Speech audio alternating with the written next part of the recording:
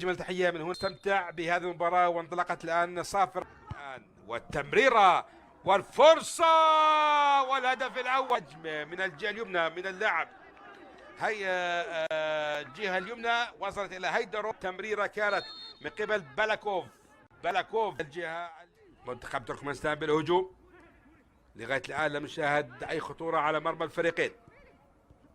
أيضا تقطع الكرة. منتخب ينفذ والرأسية من داود عراقي لبعاد تصل عند اللاعب بدر موسى بالأمام. مرتدى منتخب فلسطين ميرادوف إلى البديل أو مش البديل، اللاعب صاحب الهدف هيدروف. كرة الآن فرصة ولكنها تذهب.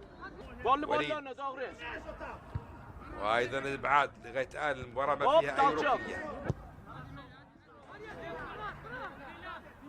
دينييف عند القائد ميرادوف. تسديد من بدر يتقدم.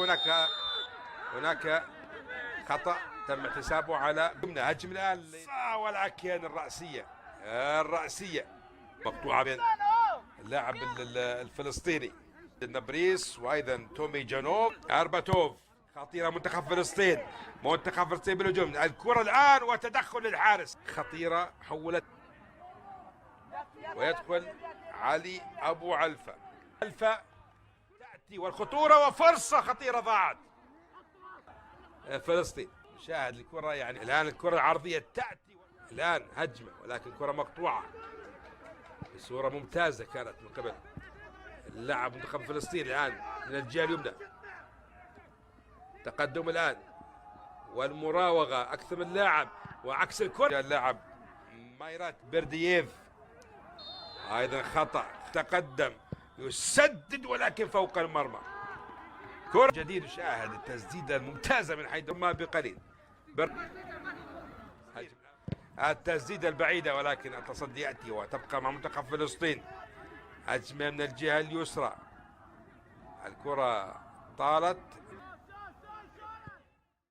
نشاهد هذه كرة رأسية ممتازة من قبل اللاعب عدل.